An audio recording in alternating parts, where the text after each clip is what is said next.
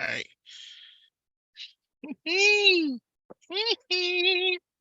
Yes, sir.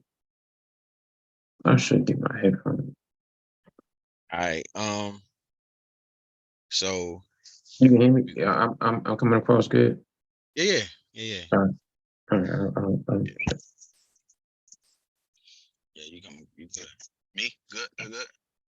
Yep.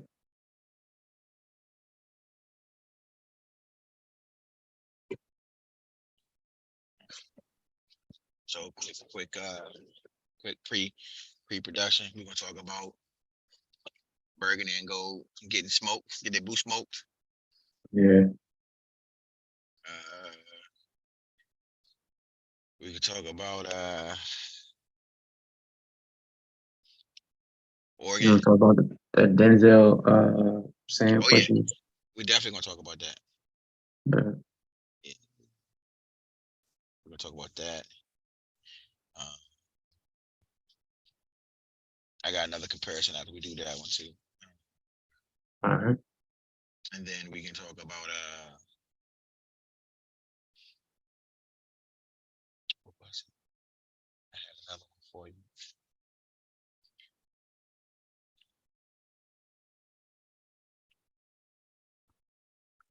Actually, this one on the egg. I want to give you a chance to think about it. I want you to think about it in real time. I want you to think about this other one in real time.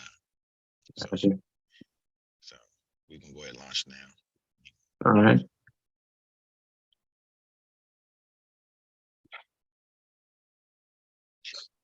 What up? What up? What up? What up? What up? What up? What up? What up? What up? What up? It's your boy T. Hey, it's your man B. You on the ride up? Yes, sir. Season 4, episode 7.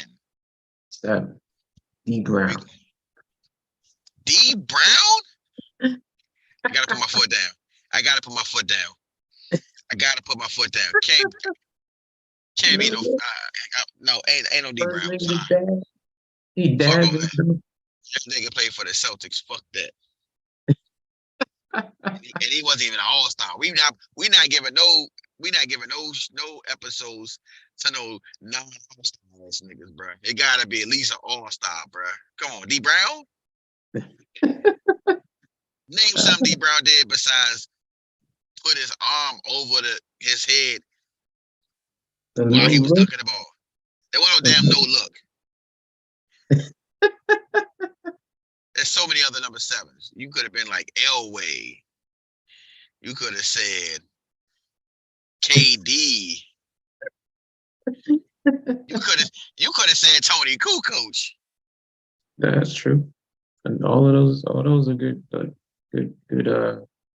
observations. I could have said Kevin Johnson. I'm definitely down for KJ. That's my guy. Yeah, KJ was really good basketball player. So. Yes, sir. Yeah, I think I'll make that switch. We're talking about the mid '90s, early '90s. I'll go with KJ. Let's get somebody Oh, unsung, you know what I mean? Like, I mean, you had KJ. Uh, who else wore number 7? Kenny Anderson wore number 7. Melo wore number 7. Tiny Archibald wore number 7. Melo, what number 7? Yeah, he went to number 7 with the once he switched to once he left the Nuggets, he was number 7.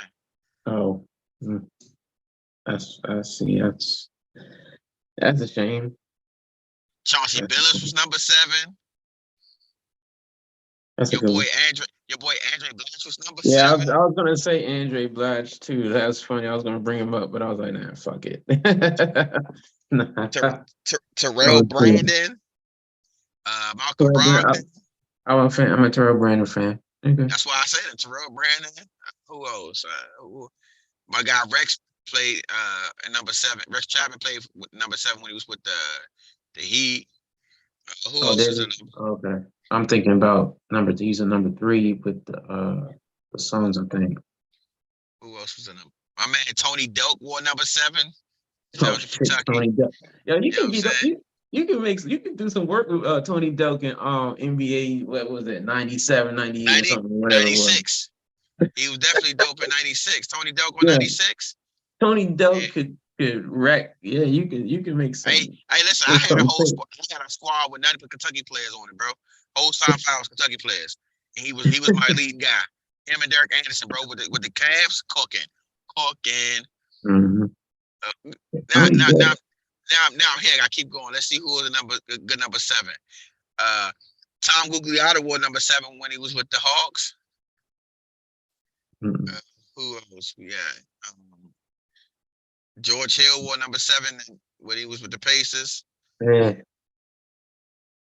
Jawan Howard wore number 7 with Denver. I forgot he was with Denver, brother. So So did that's I. important. So did I. That's Oh, funny. Brandon Jennings wore number 7. Al Jefferson. Okay, I'm an Al Jefferson fan. Al Jefferson fan. Shout out to Brendan Jennings too. Yeah. Jerome Kersey wore number 7 when he was with the Sonics. Oh man, that was over the hill game. Nah, good. Yeah, that's like Patrick Ewing with the Magic. Rashard Lewis was number 7. Charlotte Lewis was good for a Yeah. couple seasons. Kyle Lowry number 7. Kyle Lowry's a really solid player. Let's see who else. We down this Yeah, this hole now, rabbit hole now. you done Oh, Pete Maravich wore number 7. Pistol Pete. All right. Sean Murray wore number 7 when he was with Miami. That was the Mhm. wash version. Right. Who else? Who else? Jalen. I said Jalen. JaVale McGee wore number 7 with the Lakers. He's not getting the Yeah, episode. Shout out to him yeah. though. Shout out to him I to want to getting talk. a Shout out to him for finding his footing, Yep.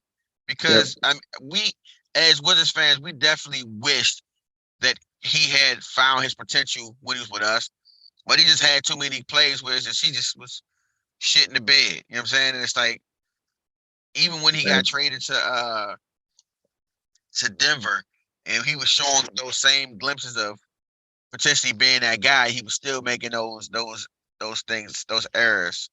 But then Mhm. finally, you know what I'm saying, finally found his role later on, winning a championship and having a good end of his career with well, not end of career, but this part of his career with Golden Right. State and then with the Lakers. Right. So, and he's still in the league now, and he's a sought after commodity. That's dope. Lamar Odom wore number 7. Jermaine O'Neal wore number 7. I mean, I don't need it. Uh, Yeah. let's see. I'll call this one. Yeah. It's a couple. Trust me. There's more names, but it's some people just not worth mentioning, so I'm not gonna mention their names. Wesley Person. I forgot about Wesley Person. Wesley Person was a good player. Yeah, I forgot about Wesley Person. Yeah. JJ Redick wore number 7. Fuck Duke. Yeah. Isaiah Ryder wore number 7 when he was with the Lakers. Brandon Roy wore number 7. Brandon Roy, very Yeah. underrated. Yeah. The Let's injury. see. Get him in.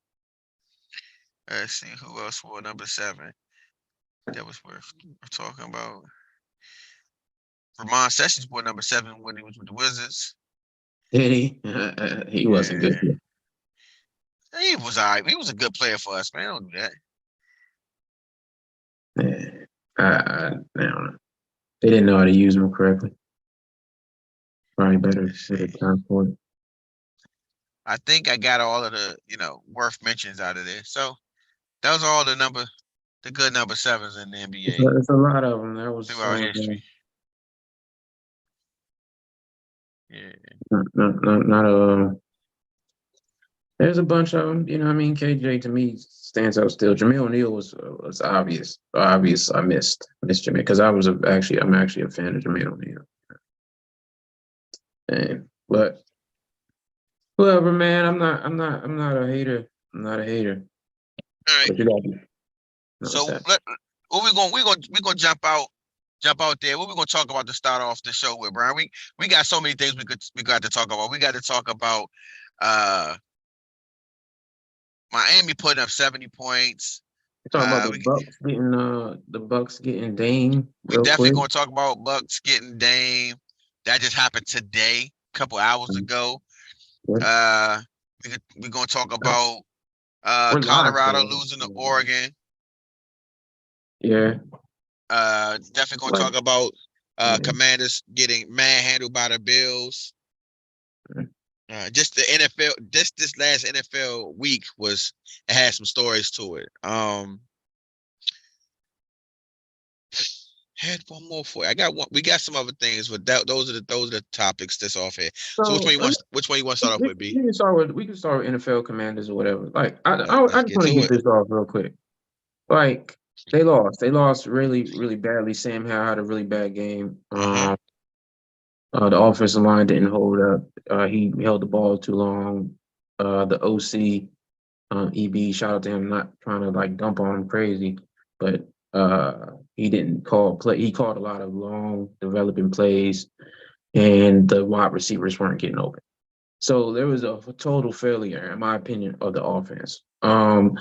Last time we talked about the old line, and you were talking about how they weren't getting it in the run game, and I agree with you. Like, why after watch? I think that was after week 1, and now after 2 weeks, after 3 weeks, I think I gotta agree with you. Even though B. Rob got 10 for 70, he was 10 for 70, so that's not a bad average, but they need to do better. But Him, anyway, him. this is the point I had.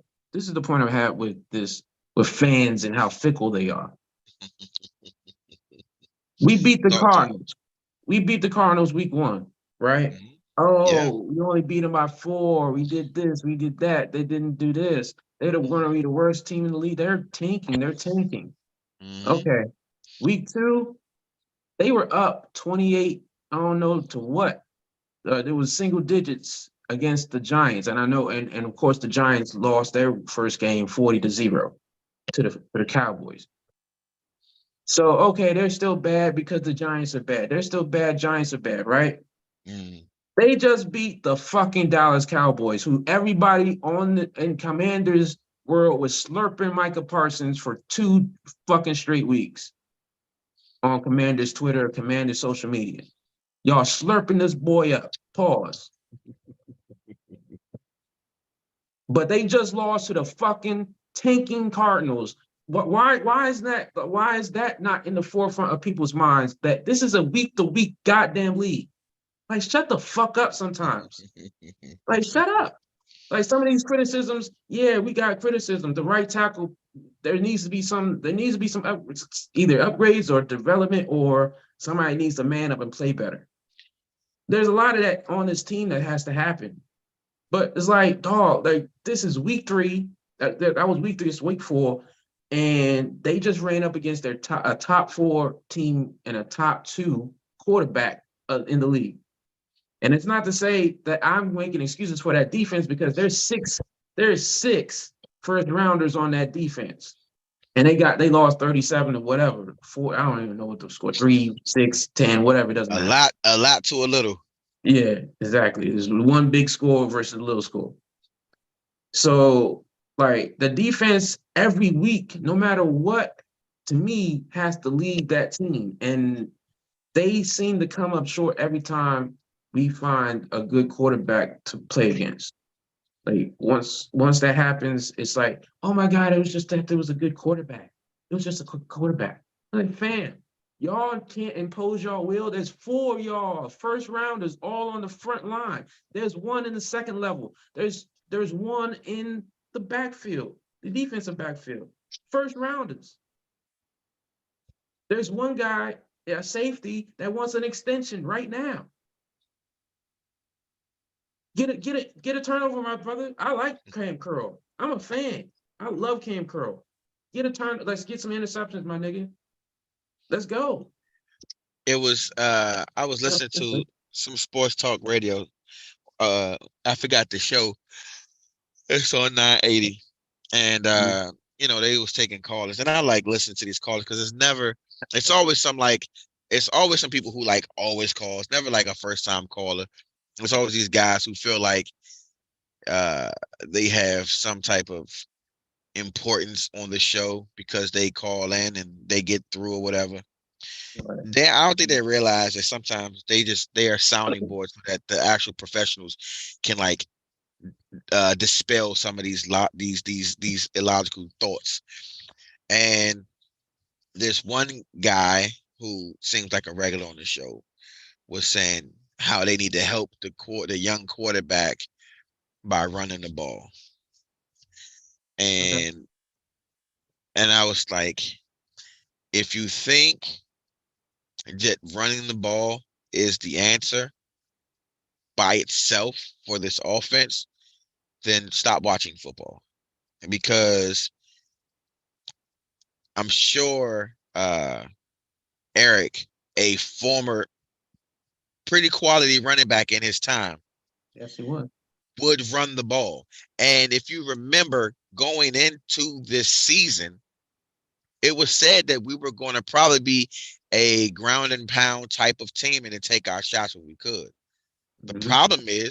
problem is, like I said after week 1, watching that game, this They kept on line, calling line of as scrimmage. bad as this line is, it's a better pass blocking line than it is a run blocking line.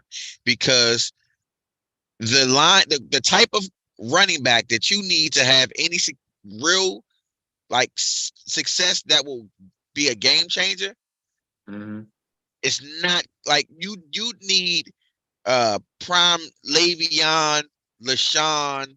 You need one of those guys you talk about. It's like really shifty, quick type backs that can make people indecisive about their movement. We don't have that running back. The running back that like Brian Robinson is a good running back. I think Brian Robinson could be a Pro Bowl running back with a line that can give him some type of breathing room to make. Because once he gets to the line of scrimmage, he can be a problem. Same thing with Antonio. Once Antonio gets the ball and it gets some type of space, he can be a problem. But we don't have the back that's going to make nothing out of something. Excuse me, something out Mm-hmm. of nothing. We don't have the guy that's like, oh, he's dead in the backfield. Nope. Oh, wow. Even if it means turning a 2-3 yard loss to a 2 yard gain just by making somebody miss or think twice. They don't have that. And then the other part was, oh, play action. Bro, again, you need an offensive line that's going to give your running backs a chance to move the chains. If you don't have that, then why am I respecting your run? Bro, you can't run play action if you can't run. The key to play action is running the ball. Then you had this other guy. This is the worst. He said, run the pistol. No, Run the pistol. no. Like, what? Like, listen, Sam Howell he can be creative when he's mobile, but he's not Mike Vick, bro. He's not. He's not. When you think of a mobile quarterback, Sam Howell isn't who you think of. Not saying he can't. He had a nice run in the game last He can Sunday. move. He can move. You know what I'm saying? He can hit. Yeah. He can do he can shake it a little bit. But to run the pistol, you gotta have a quarterback that Get to the might edge. You might gotta keep get to that the ball edge. 7 times out of 10. Right. And the only way you can run any type of pistol is if he isn't the first option, meaning he can't even be the person you're snapping the ball to. Meaning you have to snap the ball to Brian Robinson maybe, and then he decides to run it or pitch it. Like I don't see how that works. So saying the pistol was crazy to me. Exactly. Maybe sprinkle once you start getting some Maybe he success, you was. get some creativity. Maybe. Maybe he was saying we need more run pass option, which is. So you mean I this? think they He tried. he I think they tried to do some of that. Like, but I don't know. It just didn't work out that well. is the Honestly. Curtis Samuels being that specialty uh option? Is it a failure at this point? I mean, how much have they used them for that? Every time I see Samuels getting the ball, it's like He's a some type receiver. of wide receiver run Yeah. or some Well, quick slant. I've never seen. I don't he, recall ever see. he had this beautiful catch Yeah. last game in the first Okay. half. Okay. 35 for 35 yards I mean, over I'm not saying he the can't catch one pass or a few. I'm saying the majority of the time I see him being utilized as the primary option. It's running backs, like he's running across field and you give him a handoff, stuff like that. Yeah, Whereas I think I that don't see him often being a threat when he's lined up outside to go catch the ball. I don't I, understand how you have you have Terry McLaurin and Jahan Dotson and Samuels. You have wide receivers who are capable of being problems, right? And like at this point, there should be no game that Terry doesn't have at least 10 targets. No game. I just watched a wide receiver who everybody knows is good, and Keenan Allen, right? I did a poll, and Keenan Allen is around top 10, but so is Terry. So whether one is 5 and one is 8 or 9 should be of no consequence when it comes to how many targets they're getting. mhm. Terry McLaurin does not get enough targets. At some point, you need to start drawing up plays where it's like, bro, I'm gonna line up at least one or two of these other wide receivers on his side to try to occupy whatever the safety is doing, and I'm taking shots at Terry McLaurin. Well, I think yes, I agree with you that they should be creating spaces and opportunities for 17 and number one, honestly. But like they're not they're getting pressure on four. Yeah, they're not even sending blitzes for real. They're getting pressure on 4 and 5, right? Huh. So it goes back to what I And said week 1, and I told you well, it was that line. no, not even that. Not even that. Like people have broken down the sacks. Not only are you getting like I'm not even talking about the sacks because the sacks, some of those sacks are definitely Sam's fault, but like these guys, there's where's the separation? Like you're gonna have to like trust them guys too. Like they've got to do their job. 17 and number one got to do their job. Like and they got to find plays. But we also got to realize this is the first time EB is a full-time NFL play caller. This is the first time any of those guys are in his offense, of course.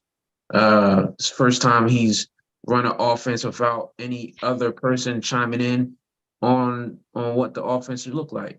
Um, First time a 22-year-old is behind the center in that offense. And there's 4 out of 5 of those offensive linemen are new to this team. 2 of them, one is in a new position, his first year in a position. Not the other guard is his first year as a starter. Neither one of them played consecutive games that much, that often. First time the right tackle's here. I mean, he's played right tackle in the NFL before, so I'm not making an excuse for him because he's not looked good. I think that's where you should upgrade, honestly. If you want to put Cornelius Lucas in there, just make it look like something else. Give you another look to see something. Like you gotta at some point you gotta see better no matter what, you just got to see better. So we're looking at an offensive line that is still trying to figure out who's next to him.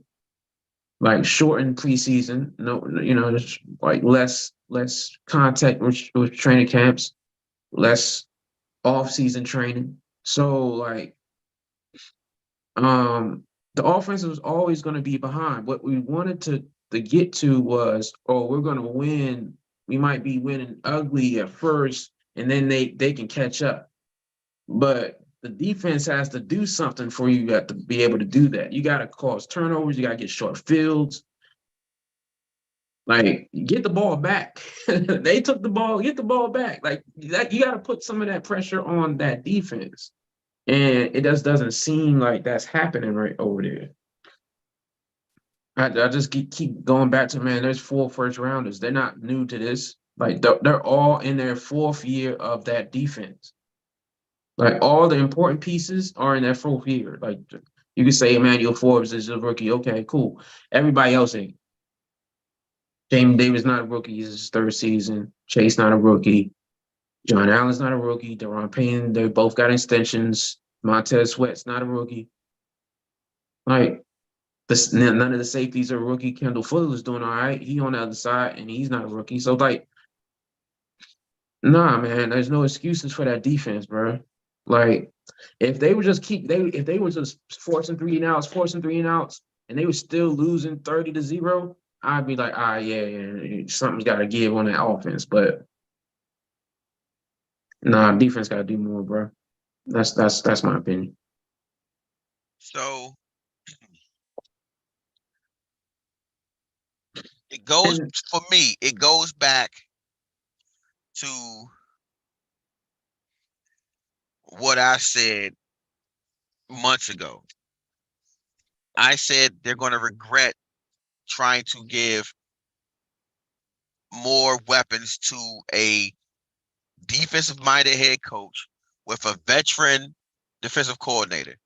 Ron Rivera is a defensive guy, and he had Jack Del Rio as a defensive guy, and they, on paper, had a good defense last year, where I felt like they had a good amount of time when they were good, but they started the season off not good, and to me, I feel like they finished the season off not good. I get it, they had the most third downs when they got people off the field or something like that, but I feel like it didn't translate to a lot of wins because the offense wasn't good. The line was bad last year. The line was mhm, bad the year before last. And every year, we're like, hey, you guys need to draft somebody on the offensive line. mhm, So I said, like, yo, they're going to regret drafting a cornerback so early. They didn't. I don't like. Listen. I think Emmanuel Forbes may be a good cornerback, but I'm like, yo, right now, what you got a young quarterback that was no quarterback. You just going to get them to be a veteran. That cornerback can't help that quarterback because he's not going to be a shutdown cornerback in his first year or two. He's not about to get, you know what I'm saying, 10 picks, take picks back to the house and change the game. So basically he can't offset games like that game we saw in Buffalo, right? But if you mhm. draft it like Anton Harrison was probably that was the first lineman taken after we took Emmanuel Forbes. Mhm. And I'm not sure how good he's doing, but I know he's starting. He's a starting like you could have drafted a starting tackle uh who I think Jordan. Yeah, and I his agree. I agree with your point. say it again. I agree with your point. And To a certain extent. his his primary tackling, I mean his primary blocking is a pass blocker, right? So far he's had 187 snaps. He hasn't had a penalty. So that means he's disciplined as far as whether or not he's jumping off the ball or holding. He's not Right. doing any of those things. He has given up 3 sacks. He has given up 3 sacks, but I mean, it's been worse. Like, okay, 3 sacks and no penalties, you can lean on that because that's focus. That's all those things. Sacks, you might just get beat. He might be getting beat, but he's not Right. upsetting a play to the point where he's losing yards before the snap. And he's blocking for Trevor Lawrence out in excuse me. He's blocking for Trevor Lawrence out in Jacksonville. Mhm. And I would say, all right. that's just the first offensive lineman taken before I mean after excuse me, Emmanuel Forbes got drafted. Yeah, I agree with they've been short sighted drafting, especially linemen. I think the draft that they really missed out on was the Christian Darrisaw draft when they drafted Jamin Davis. Like Oh, most definitely. you had a shot at Jared Darrisaw. You could have drafted him and then got JOK in the second round where you picked Sam Cosmiak. So if you flip the positions, oh, you wanted a linebacker, you still could have got your linebacker and got an offensive lineman that's starting quality uh 2 years ago. So but you What know would you that's get? What would you rate? What would you grade Cosme at this point? Cosme as a guard, he's solid. Solid. I think that where it gets where the offensive line breaks down is the right tackle spot, the tackles period. I think like people they're grading out Leno's grading out, I guess, PFF and different metrics, better than what people were saying, but he's still some of the stuff he's doing on that side is making Sam move around in a weird way. Like he has to adjust. And then plus he's short, so he's got to adjust. And then he's running into maybe a sack that gets attributed to Nick Gates or or Sadiq Charles. So it's like it's just a function. It's a whole functioning. But I think the I tackles need to play so better. No problem. so who you said that they should have drafted instead of Jamin Davis, they should have gotten who? Derishaw. They You should have said got there's Derishaw. Yeah, yeah, yeah. Zion Johnson went right after him. He's in Los Angeles blocking for Herbert, and he's the fourth rated guard in the NFL. Yeah, I'm just in the first round. I don't really want to guard. I want to tackle. I want either, bro. That line is get an offensive lineman. That's what that line says. Take a off, like yo. Look. Let's look at it. How does the defense look with all first round draft picks? Yeah, this Now, it's a now, lot. You don't get a now return on your imagine, investment now of imagine what an something. offensive line. Imagine what an offensive line would look with all first round draft picks. Okay, I mean that's a fair point. I think it's not sexy to draft linemen that high. You do. I think you tackle is definitely still worth drafting a lineman that high. But you can still get guys like I don't. Cosme's not bad, and he's not bad at guard. Like CD Charles, like people are going back in the tape with like Brian Baldinger, and Schlereth are looking and pointing out plays where he's mauling people. So it's like it's not like you can find guards, in my opinion. That's like Jay Gruden was like, "Oh, we drafted a guard." Like he was upset that they picked somebody at guard for that fifth pick when they got Brandon Scherff. Now Brandon Scherff's a great player. You know what I mean? He's a great guard, but you don't. I just don't. I don't agree with that you draft guard. Like if we were drafting at 25, 26, 24, or we traded back into the mid to late 20s and you got a guard, okay, cool. But I don't agree with drafting guards that earlier centers or anything like that. Like you just don't. But a tackle is always worth it, especially if you can get one back in the mid round on the first. Anytime you can do that, you should try to. Like linebacker, people are talking about de-emphasizing running backs. Linebackers just as almost as de-emphasized, and they just took one in the first. Like that just doesn't make any sense to me. But I mean, it depends on the guy you getting, bro. Like I know you just dog on him like he wasn't that guy, but I like him. No, Jamin Davis is a good. oh, I'm He's a not talking about good. him. I'm not talking about him. He got a long way to Yeah, go. yeah, okay, He. he's okay. I mean, I'm he has traits. I get they bet on the traits, and that's cool. Like, but like, I mean, he changed the game. He changed the Denver game, I would say. Like, so like and that's him chasing down. I mean, he's a 33-year-old at this point, Russell Wilson, but like that's him chasing down a mobile quarterback from, you know what I mean? So and causing a fumble. So I get what they bet on, but I don't think they think they made a mistake. But and I think people pointed out, rightfully so, that they made a mistake at the time. So, all right. Let's get that's off not our to say burger. that he's gonna be a bust. Let's get off our burgundy and go. This Let's bury this. I'll say this before I get out of there. It's just one game.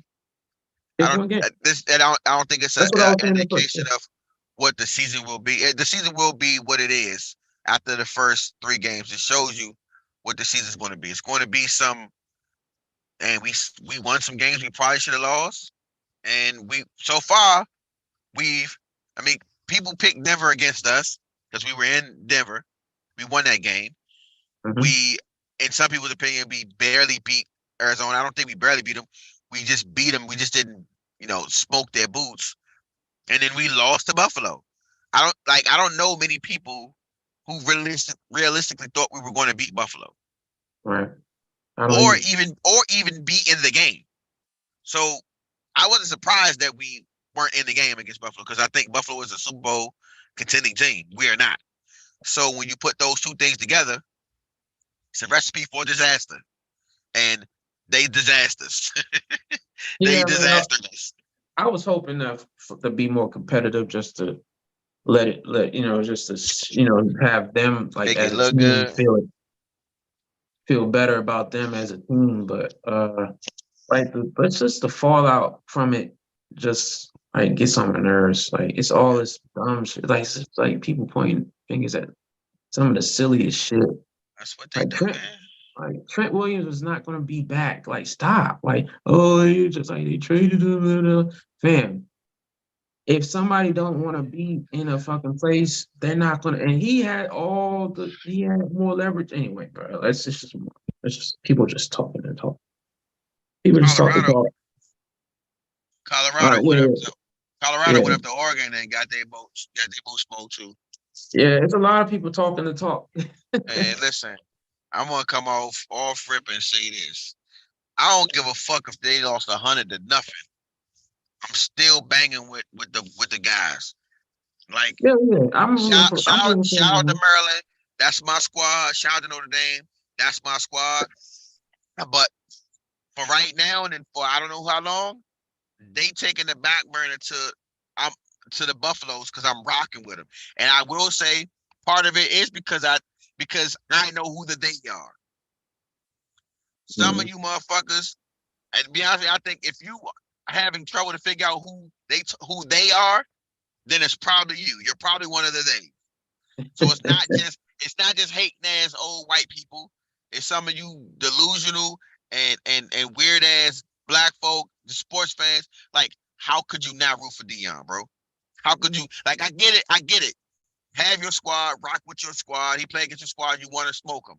I get all that, but just take Deion out of the equation for a second, and just take a coach who goes from making a university, putting them on the map, getting them exposure, and then getting the jump to oh wait, it's happened. What am I talking about? There's a lot of these coaches that y'all love for these teams, like what's my man, Urban Meyer. Who did Urban Meyer coach before he went to Florida? Utah. Utah. And did he not do the same thing? Like, except for the difference is he got to do it. He got to go to Utah and have a good season or two, and then landed a Florida job. Mhm. Deion went to Jackson State and did a great job at Jackson State. Turn that whole franchise, that whole program around. Like, yo, people paid attention, and he didn't get a Florida job. But he got a Colorado job, so then he got his foot in the door.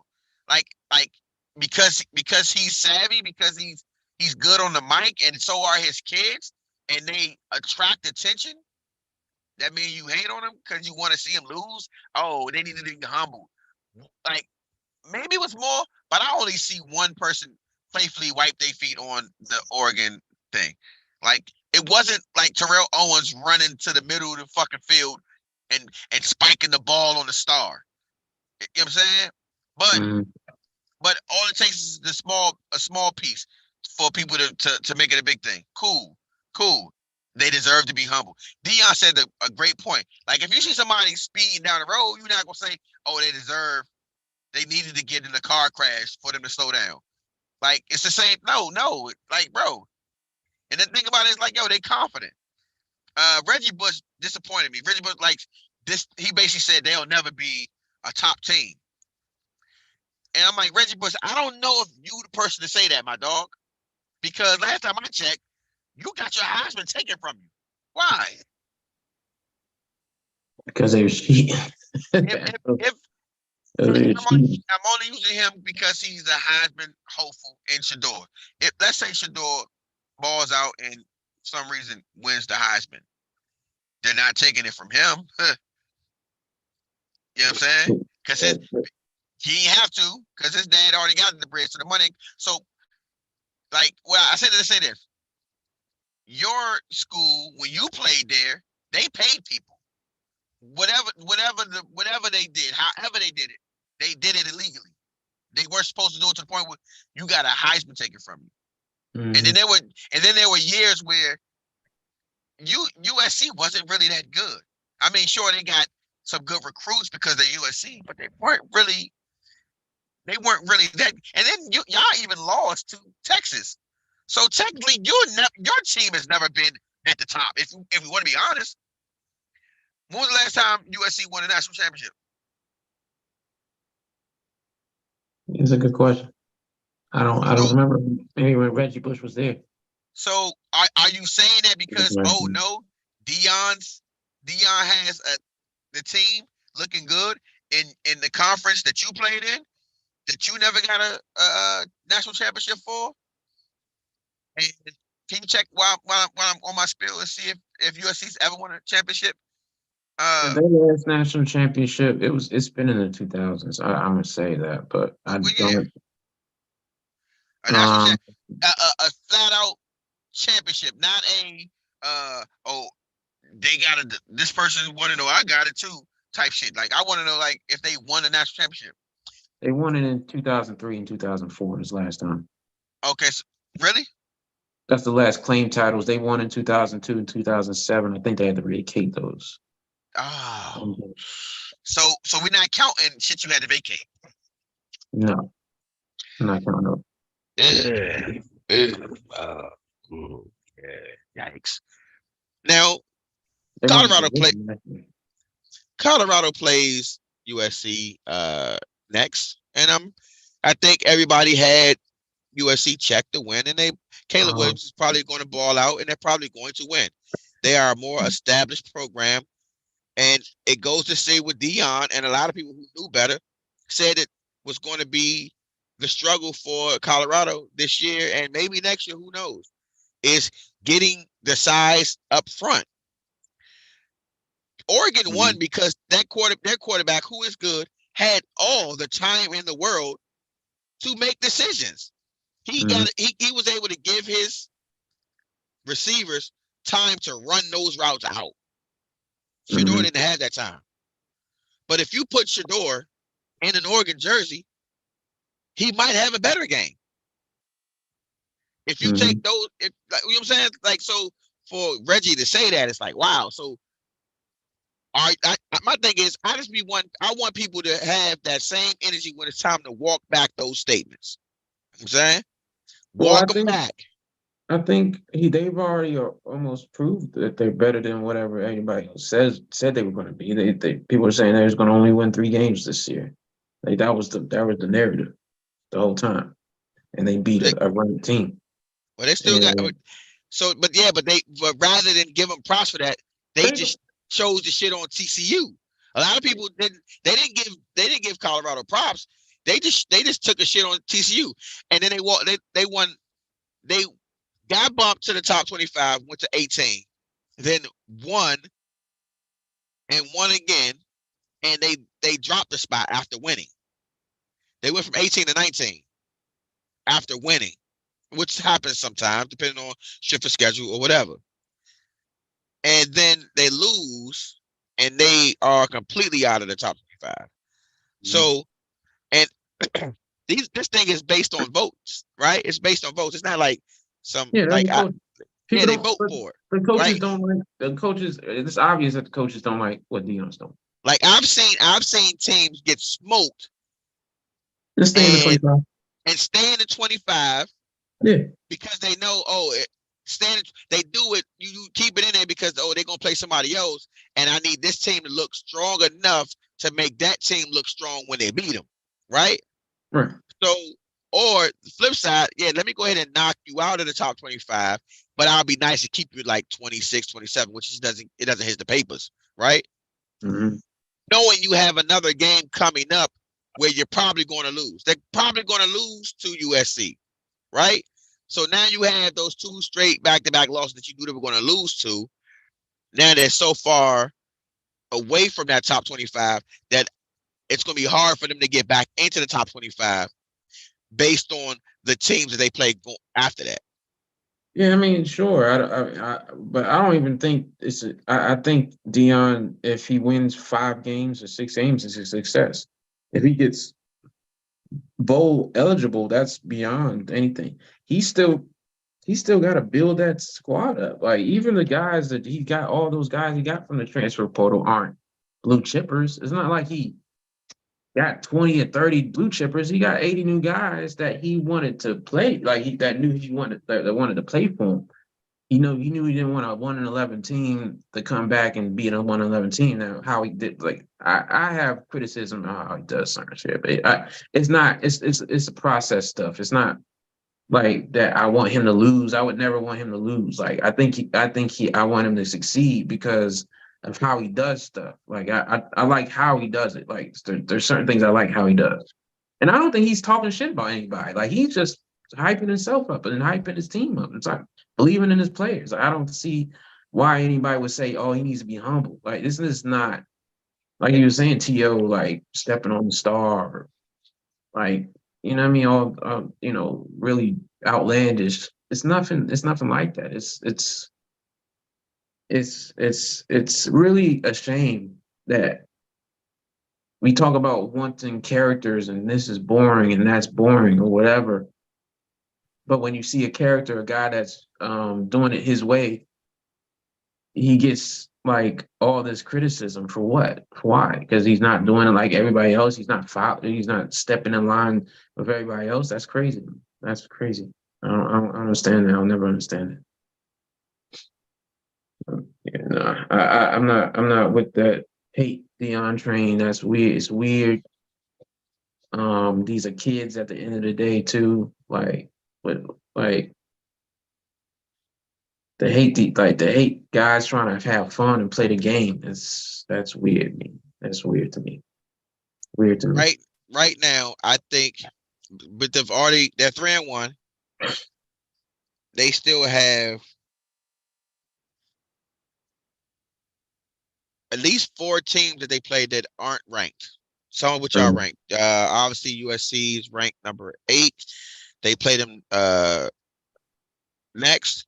At the end of the season, Utah is ranked 10. So they got 2 top 10 teams currently to play on the schedule. They got they play Washington. Oregon. They got Oregon State on the schedule. They're ranked. Okay. And they have Washington State, who is ranked. But they still have Arizona State. That's a winnable game. They have Stanford. That's a winnable game. UCLA, winnable game. Arizona, winnable game. Those are all non-ranked teams. If they just win their non-ranked teams, they're getting a bowl.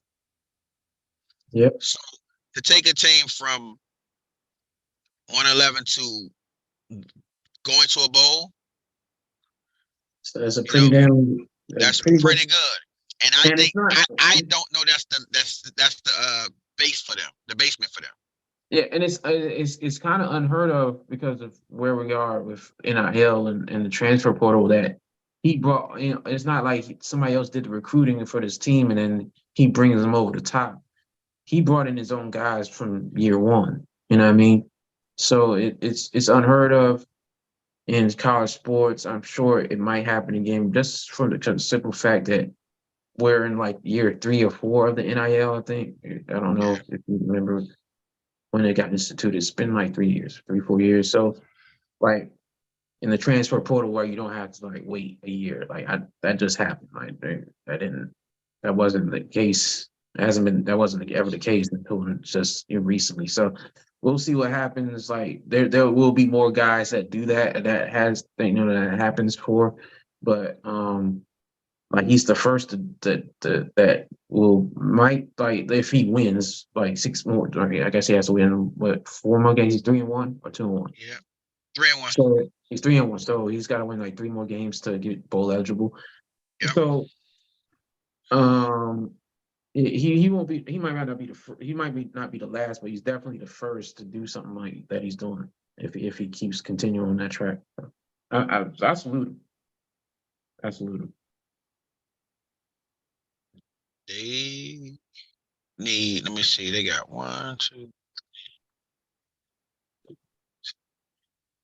Well, they got 6 games left. Yeah, they no, they have more than 6 games left. They have a 12-game schedule. Okay. So if they only win 3 more games, then they'll split. So I think it'd be best for them to at least get 4 more games to sort of lock in that bowl. You just have to at least be 500 to be bowl eligible. Being bowl eligible, I don't know if they necessarily get a invite. I mean, I think they'll get an invite, an at-large invite, because they know people gonna tune in. Oh yeah, definitely. If they get bowl eligible, they'll get an invite somewhere, definitely. Because anywhere they go in January is gonna get it's gonna get all the press. Yeah. So, and if I was a team that was bowl eligible with them, I would definitely want them as an opponent just to get that press too. Because if I beat them, I can take that to a recruit's door too. You know what I mean? So Switch it over. Let's switch it over. Hot what you topic got? on the plate. How long we been This at this this this is a new one, so we're not gonna be on this for too long. But let's briefly talk about the Dame Lillard trade. the brand new trade? Breaking news, Dame breaking news. Lillard is a Milwaukee Buck linking up with Giannis Antetokounmpo. I'm gonna just be honest with you. I have not been on like the pulse of NBA basketball that much last couple years. So I don't know how much Dame Lillard has left in him, or if he can play with. I can't. Can I could. Yeah, obviously he can play basketball, but like, can he play with Giannis? Can Giannis's game? Can their games mesh together? All that I don't know. I don't have no answers for that. But it's an interesting trade that for the whole summer they were talking about the Heat. We're gonna, we're in on this, and it just Oh, out of the, nowhere the Bucks. the Heat dug their heels in. That's why they weren't trying to give up more assets. But here's the thing. First, I'll say that in the trade, Portland gets Drew Holiday, DeAndre Ayton, Tumani Camera, and 2029 first round pick swap with the Bucks, and the rights to with a swap in the future with the Bucks. Phoenix will receive Yusuf Nurkic, Nassar Little, Keon Johnson, and Grayson Allen. And obviously the Bucks get Dame. Here's the thing. This is what's going to get missed in this trade. Yeah, I think Dame is going to make the Bucks better. They're already title contenders, so I mean he just makes them a stronger title contender. What I see in this trade has nothing to do with the Bucks. It has nothing to do with Portland other than them rebuilding. Once I saw who was in the trade, I said, "Oh, I'm putting my name on Phoenix winning the championship," because they got rid of DeAndre Ayton, who didn't want to be there last year because he really wanted to go to the Pacers. I think it was just money and just new start.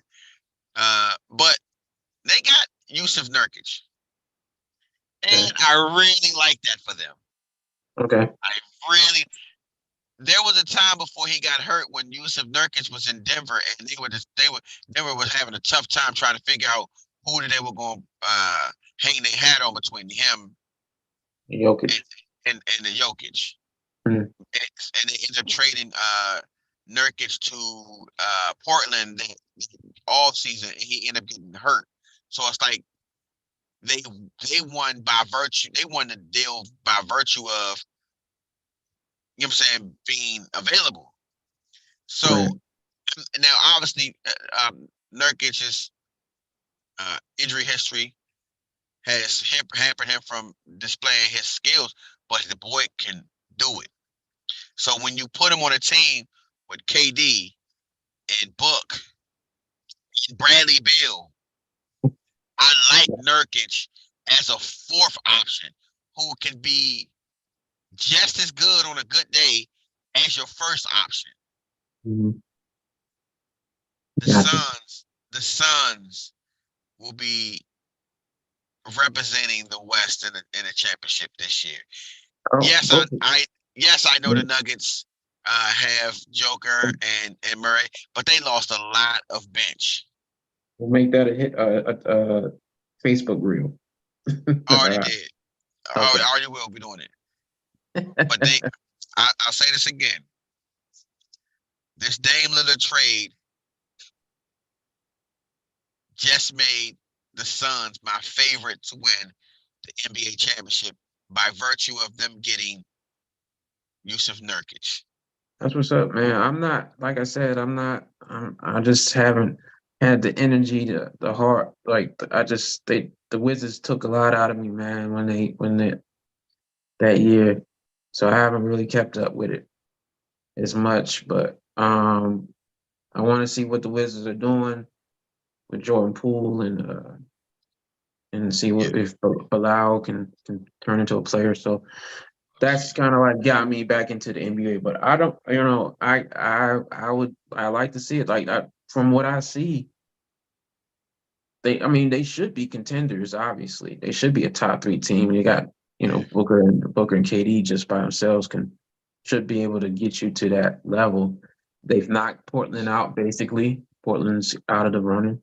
Um, you got to face a Los Angeles team that you would hope that uh, LeBron plays, is healthy in the healthy in the playoffs, and AD is healthy just to get him to the playoffs.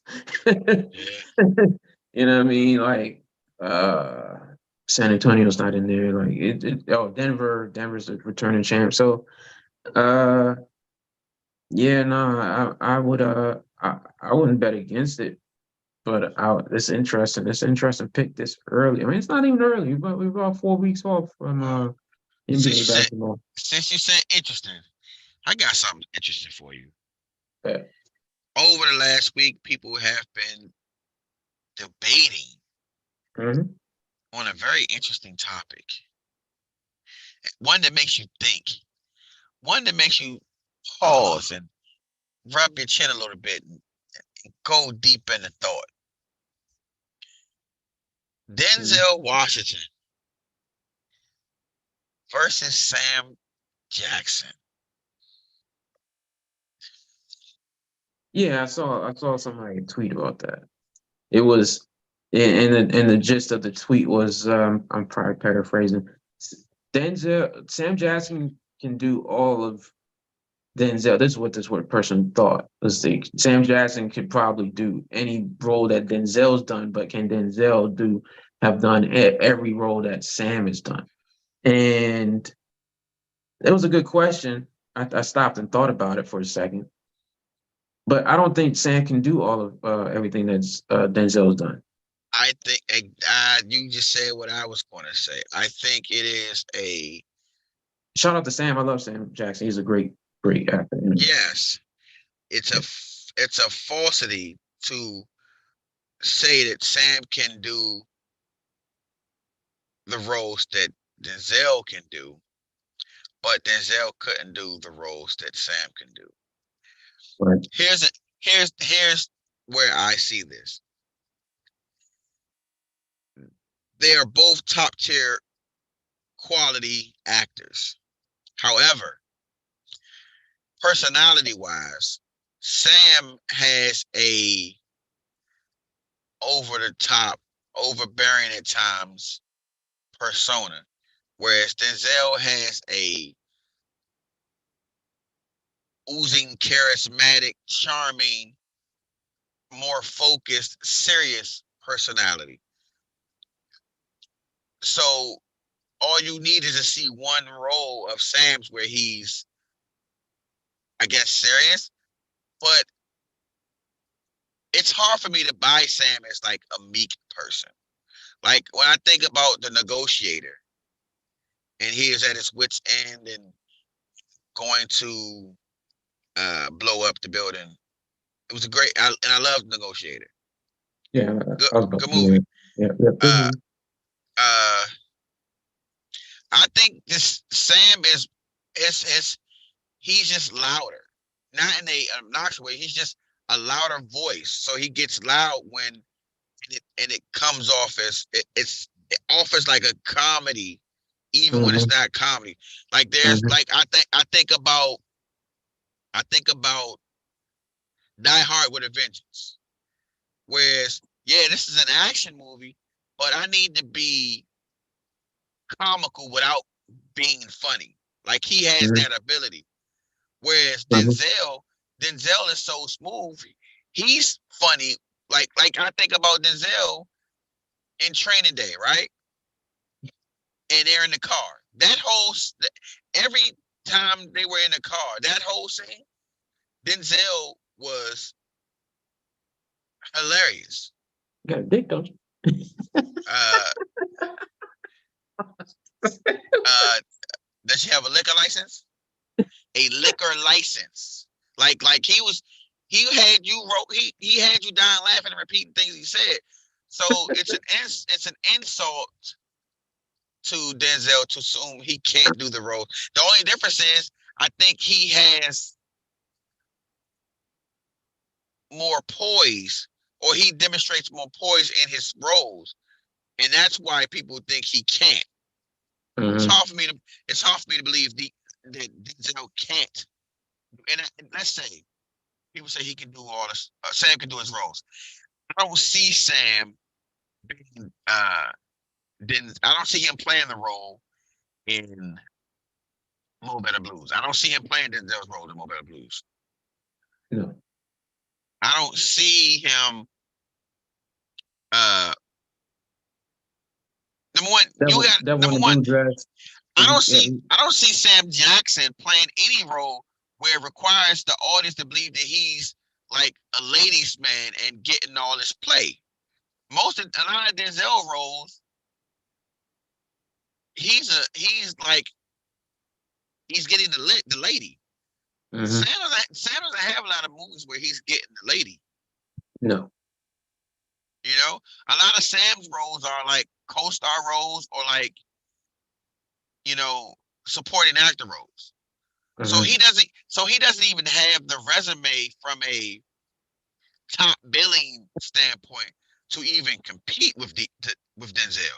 Now it's a You know, question. The question I think that's formed in my head from off of that the original tweet was like should Sam have gotten more leading roles? Not to say not lady like that ladies man like Mystique or whatever.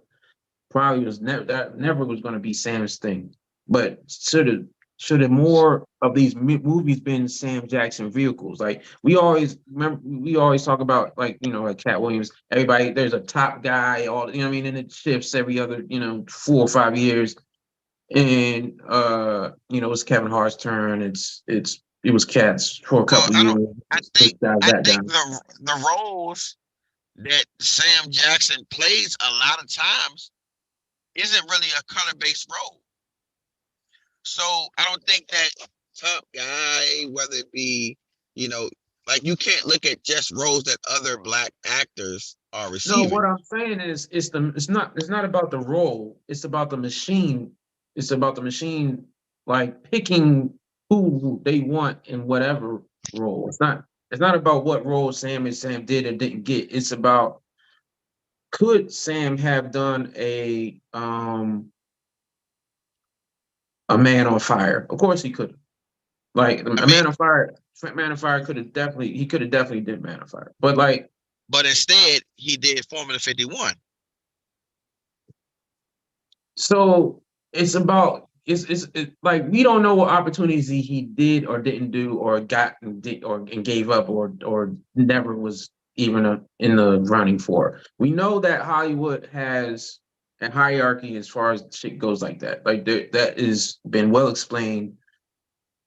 And I'm saying like if there was more of an openness to like equal opportunity to black actors and actresses and directors, and for that matter, if it was less closed off, because even like you talk to Ice Cube, you like they don't give you money for black movies, like they never did, like you have to get it out the mud for those movies. So it's like if there was more black movies, more opportunities, would But would we look at Sam differently? Would we look at that's what I'm getting. so what I'm saying. So here's the thing: when we just keep it in context of Denzel and Sam, how many movies does Denzel have that would be listed as black cinema? That's the thing. No, That not isn't many, that not that many. I isn't a mean, Spike Lee joint. the one that comes across in my mind is Devil Wears Prada. Oh no, Devil Wears Prada. Wow, Devil in a Blue Dress. That's not black cinema. Why isn't it? That when you talk black cinema, that movie doesn't come up. It should. It's a black movie. It's a black director. It's all black actors. Like It there's it only it, two or it three white should, people in it. but it should. But I think It's, because it's, of the it's way it was. arguably a top five. It's arguably a Oh no, top three movie in Denzel's. I love it, but I don't know about top three. Bruh, like let's okay. I don't know Now we have to top do this. three. I don't know Now we top. have to do it. Now we have to do this. We can do it. Now I we don't have to know do it. top three, but it's It's a really good Malcolm one. X, Training Day, and what? It's Malcolm X, Training Day, and what? I mean, like let's I'm guessing you're getting the list. I mean, we can run it down. He played Steve Biko. He played. I'm not looking at a list. So let's see. I'll just do it Deja from the Vu. There's standpoint Man on Fire. There's of movies that Denzel Washington played in that I would put Pelican Brief. over Crimson Tide. Crimson Tide is in the running for me because I watched that over and over again. Like that I like would put over Devil in a Red nah, no, Dress. that's not. Nope. What? I What? wouldn't do it.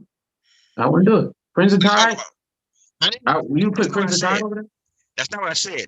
I Oh, said okay. you're listing your top five Denzel movies. No, I'm I just don't I, listening to you I don't at this have to point. list. I don't have to list a top five. All I have to do is list 5 movies that I would put over Devil in a Red Dress for me. Okay. Obviously, Training Day. Okay. I would Man on Fire, Inside Man. Mm-mm. Another black movie. He got game. Ray, there's too much Ray Allen in that movie. Y'all slice that movie because it's a basketball movie. It's not that good. Watch your mouth. I'm just gonna tell you, Ray Watch Allen your is a terrible actor. Like, Glory. Glory is a great movie. Yes. Soldier Story. Okay. Deja Vu. Deja Vu is a great movie. It's not better than Devil Wears Prada though. I think so, Brian. Equalizer Part 1. I like the first Equal. It's not better than Devil Wears Prada. Equalizer is a great action movie. American Gangster. Mo Better Blues. Mo Better Blues is a good movie. Was he in Jungle Fever? That's Wesley. That's Wesley and Sam. Yeah. Sam was the crackhead brother. I'm a crackhead. Remember the Titans. Hurricane. Remember the Titans is a good movie. I think John Q's overrated. Yeah, I think John Q's overrated too. It's a very much a healthcare for all advertisement. A lot of that dialogue was like, okay. like they preaching at you. So I listed a good handful that I would put over Devil in a Red Dress, and I reason why isn't really to shit on Devil in a Red Dress. It's to actually Blue shed dress. light. Okay. I mean, I keep saying red dress because the goddamn Kanye West. In a blue dress. It's not to shit on it.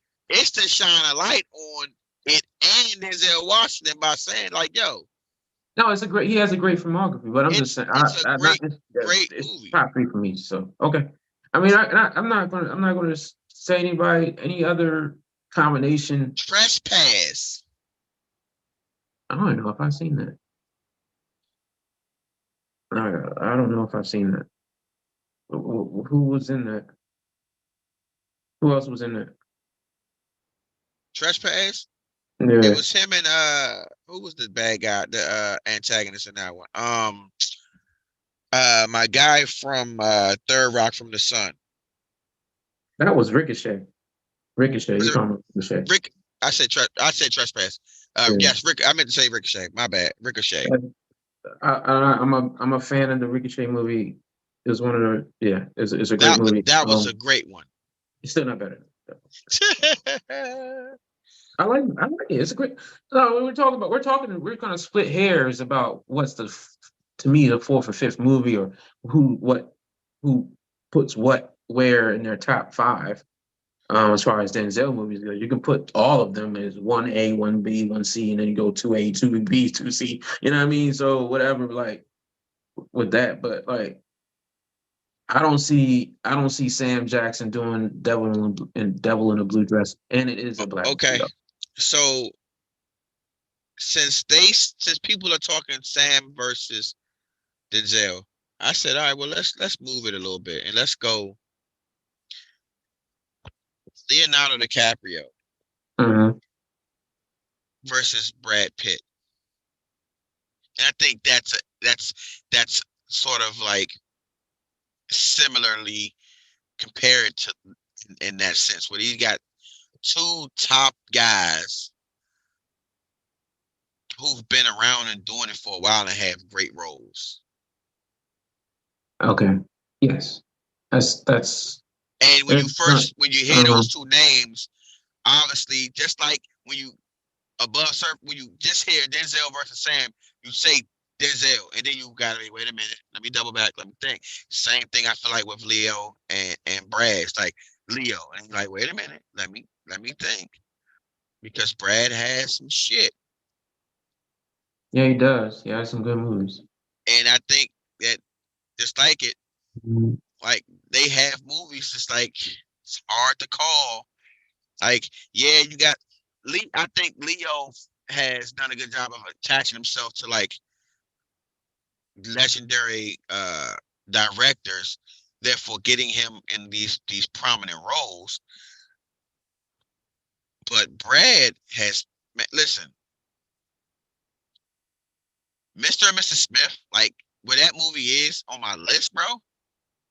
Like like I probably watched that movie like 50 times, bro. Like that's a great fucking movie.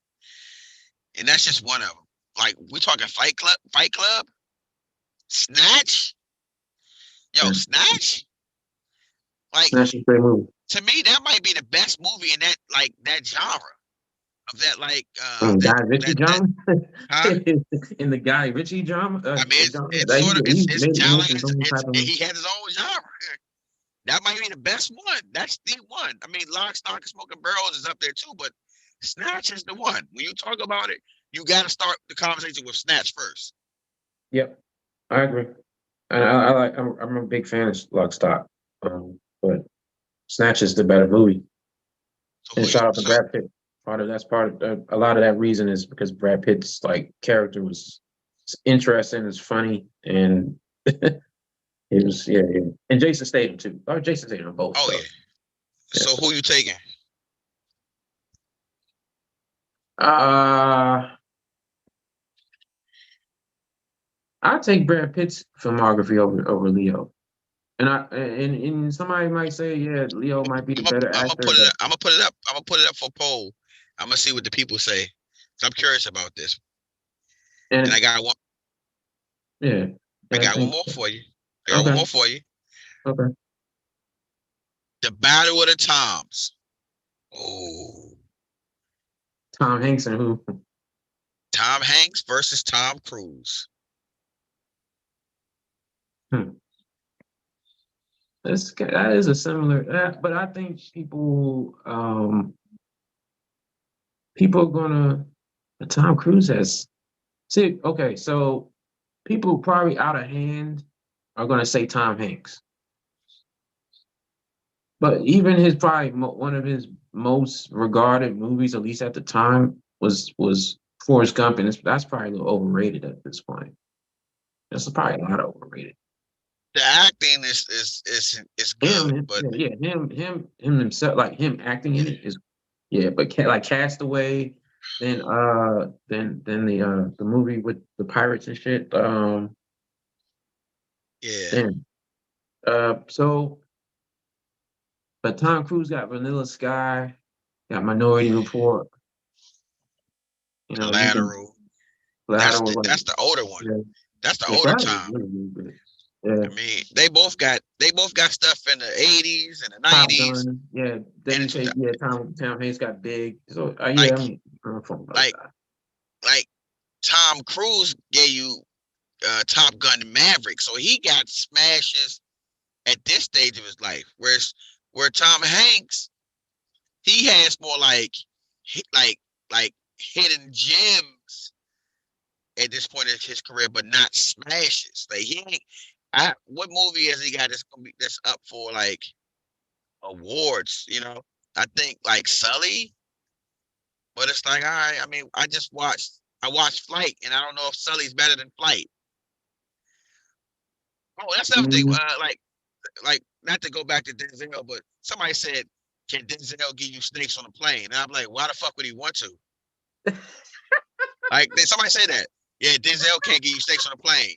Yeah, because he look at that script like, nah, maybe Sam do that shit for y'all. I'm not doing that. I'll be on a plane. Or how about I'll do the one where there's a drunk pilot who still lands the plane? How about I do that? Yeah, I think I can do that role. Flight is better than fucking snakes on a plane.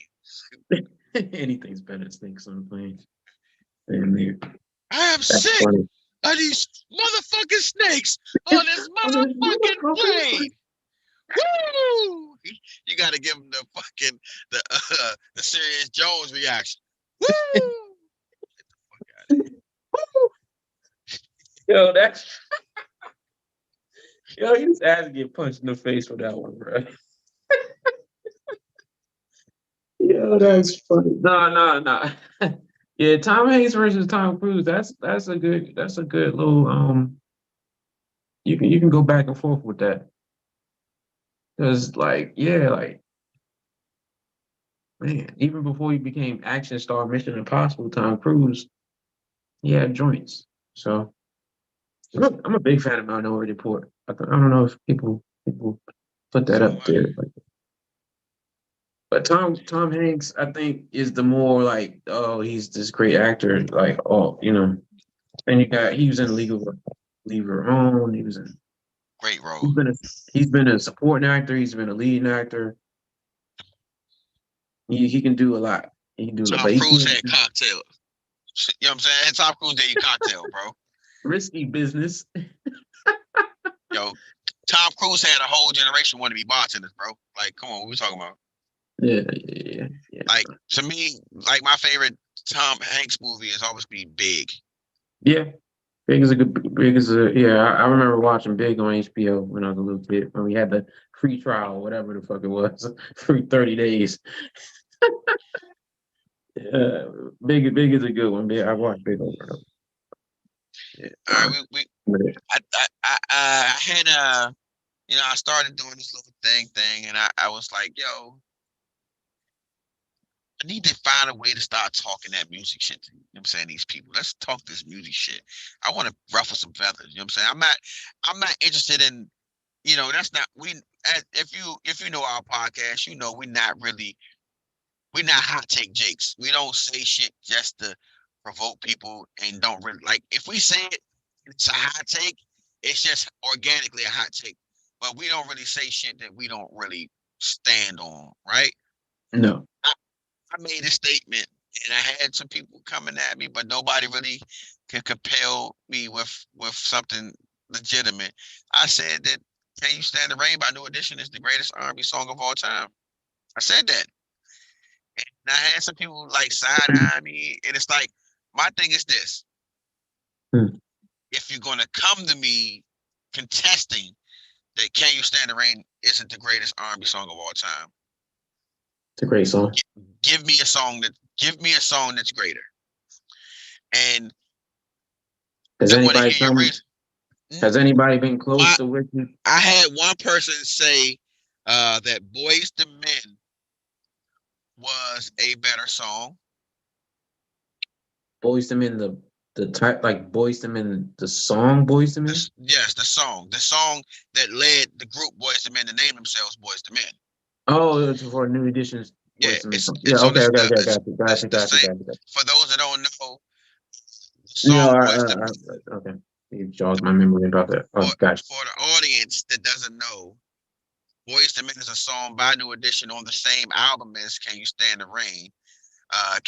It comes either a song or two later, and the lead is by Johnny Gill. Johnny Gill basically sings that song by himself, and that's to, number one. When I make the statement that "Can You Stand the Rain" is the greatest R&B song of all time, before you choose to rebuttal me, you might want to ask the most important question: why? The why matters, right? When Hmm. you're making a statement like that, the why matters. Yeah. Here's the number one why. It's one of those songs, it's not the only song, but it's one of those songs where you never get tired of hearing it, no matter where you are when you hear it. Hmm. That doesn't count being over somebody's house and they're playing the song back to back. Any song will get on your nerves once somebody keeps playing it over. Not because you don't like it, because well, you want variety, you want to hear it over, you want to hear something different. But in any occasion, whether it be you hanging with folk, it's in a movie, wherever, when that song comes on, even people who can't sing are singing that song. May not be singing it out loud, they singing some part of it. That's number one. Does it have mass appeal? Hmm. Check one box. Is it poetic? Does it have some substance to it? Hmm. Listen It to the does. song. The the Right. the the substance is right there in the title. Can you Hmm. stand the rain? Because that's like you start off with rain, but it's not really about rain. The overlaying theme of it is talking about literal weather, but Hmm. we're not talking about weather. We're talking. It's a double entendre in itself. We're talking about the storms of relationships, shit like that. Like, Hmm. then let's get to sonically. Number one, the instrumental of it sounds amazing. So Yeah. the production of the song is amazing. Hmm. Let's get to the vocals of it. Johnny Gill. Yeah. The strategic manner in which Jimmy Jam and Terry Lewis created this record. And they've told the story, and I'll run through it really quick. Blah, blah, blah, blah. Bobby Brown gets fired. They create a new album. They bring in this guy named Johnny Gill, Ralph Tresvant, who's the lead singer, and Ricky Bell, who's the second lead vocalist. They feel some type of way about it, not because they don't like Johnny Gill, but they're worried that he may take some shine from them and some of the lead vocals from them. So for the majority of the album, they don't change any vocals, and Ralph and Ricky remain the lead vocalists. And there's only one song written on the back end of the album's creation, which is Boys to Men, that Johnny Gill gets to be the lead vocalist, the main focus vocal, and gets off his runs in the way Johnny does his thing. Beautiful record. Can't Stand the Rain Hmm. is, is a masterpiece in the sense that Jimmy Jam and Terry Lewis tell the story of how they go about composing this record. It was inspiration from a great record called Always and Forever, which is also one of my favorite records. how they had a new not a new member, but a person who doesn't normally sing lead start the verse, Mhm. start that song, and it's like the artist like, wait, who is this guy? Sounds good, but who is this guy? And then follow up with the familiar voice. And he used that technique with this one. Johnny Gill wasn't really known as a part of New Edition. So you started the song with him, and then you follow with that familiar voice. But I need somebody with Ralph Tresvant. Mhm. And then you, even though Ricky doesn't have a lead or secondary vocal in the verses, once the bridge come, hey Ricky, you win the ball game now. So you get lead vocalist in John, you get the second lead in Ralph, then you get Ricky on that third harmony in the bridge. I know, all the days won't be perfect. Very important. Like his parts in that song are just as important as Johnny started off. Oh, like so you have those things, and then it's it feels like a slow song, but it's not too slow, Yeah, right? it's a Where it's balance. like 100%. where Yeah. it's like I guess it's like Always and Forever, a great Mhm. record, but it was really slow. Always and Mhm. forever, and then you had then you bring up some of these other songs where it's like, even though it's a ballad in a sense, it's a slow song, great quiet storm song, it Mhm. isn't grandiose, even though it's a lot of vocally grandiose. The music of it isn't really grandiose where it's all big. Whereas I think about like a Boyz II Men record, some of their bigger records. Like a lot of those songs are like really big songs. Like the sound of it is big. They go big sound utilizing Wanye's voice. And they're great records like I'll Make Love to You and On Bended Knee. Those great records, obviously, but they're not. They're not. They're not And they're not what? better than Can You Stand the Rain. All right, I'm not gonna try to beat Can You Stand the Rain, because I don't think this is off the top. My range isn't that wide. But when you said the criteria, you said something like people. It stops people. It has a mass appeal. It stops people. Anybody that listens to it is going to sing it. Where do you rank? And I know this is like '90s kid of me to say this. Where do you rank Five Steps then? Five Steps is on my list of five black sing along songs. It's on my list. Can You Stand the Rain is number one on that list of the black sing along songs. It's Okay, but Five Steps is one of those songs where if it comes on, look around, black folks is gonna sing that thing. everybody Everybody is gonna locked sing that up. thing. You know what I'm Absolutely. saying? Everybody gonna sing that thing. Can't sing, they gonna sing it anyway. Yes, So sir. my top three songs to do that, my top three songs to do that is Can You Stand the Rain? Uh-huh.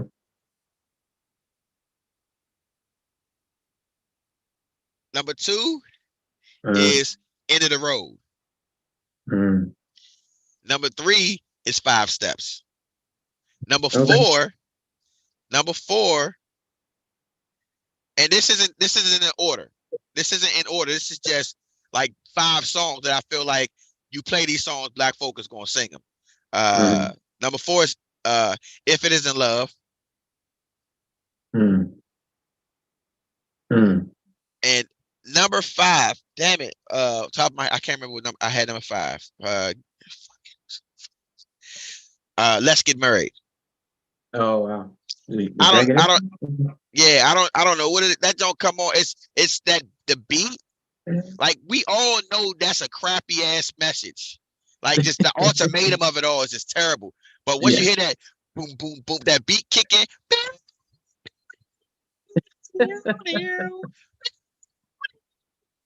I'm trying now. I wanna try to make a list of the beat Can You Stand the Rain, but that is like the highlight of that movie. And Like the new edition not docu, but it's the biopic. and that's my whole point. My whole point is that my point is so valid without even stating any reasons that you got to be like, damn, I got to think about what I would put over it. Now, I anticipate older folks, Maybe like, Al Green you know, song, maybe a Marvin to probably Gaye go song. find like something like that predates it, like something from the 70s or the 60s or whatever the case may be.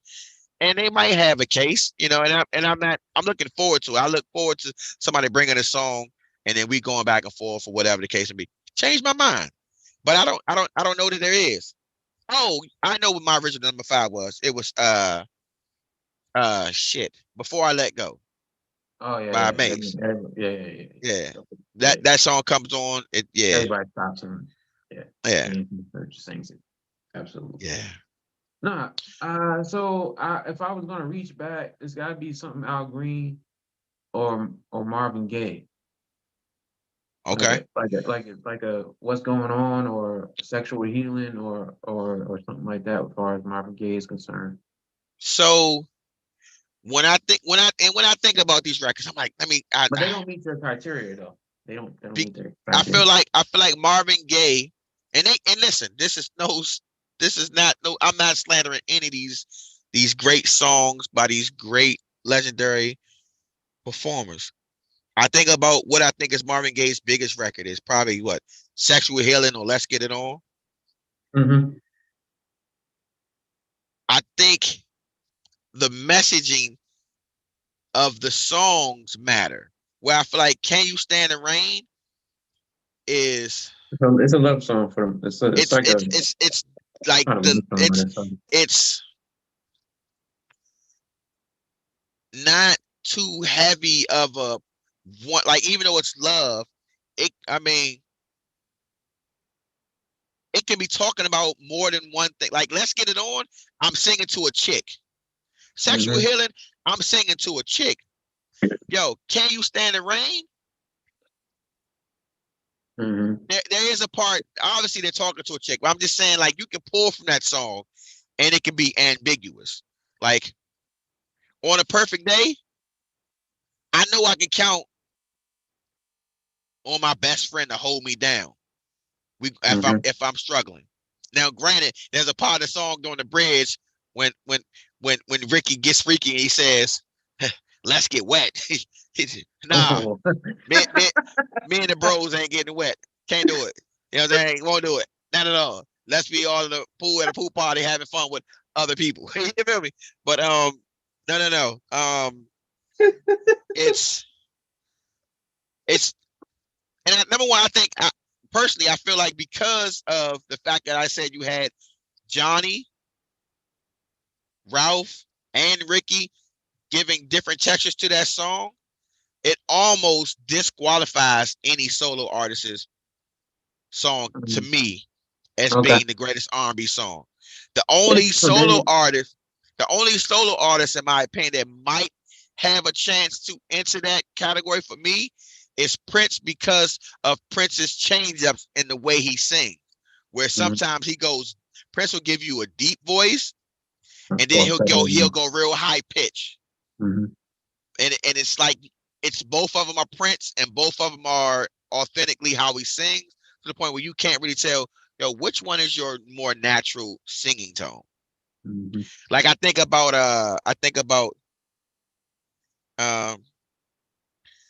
When Doves Cry, where it was where in the when he starts that verse, he's singing in a deep voice. Right?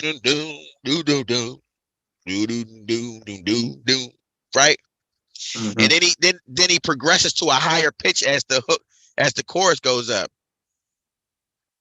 Right? Mm-hmm. Maybe I'm just too demanding.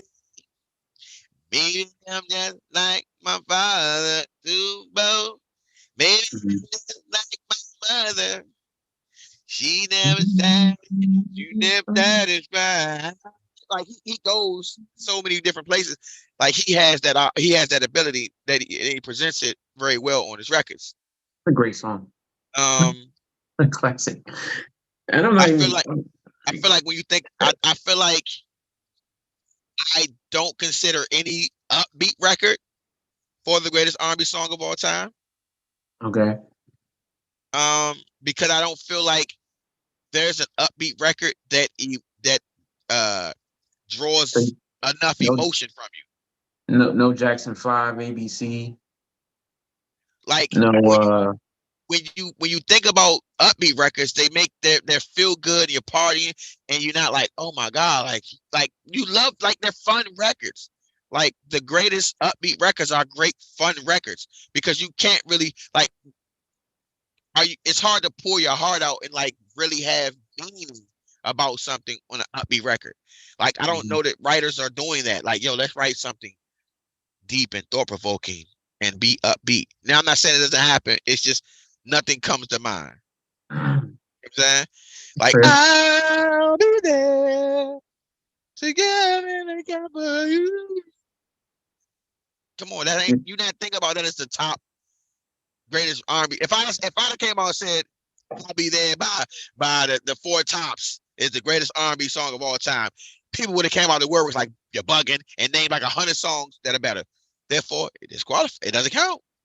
You think, then you go that maybe Temptations got a song, maybe Earth, Wind and Fire has a song, maybe Ozzy Brothers has a song. I'm like, as much as I love the Ozzy Brothers and I love Ron's voice, it's just Ron's voice.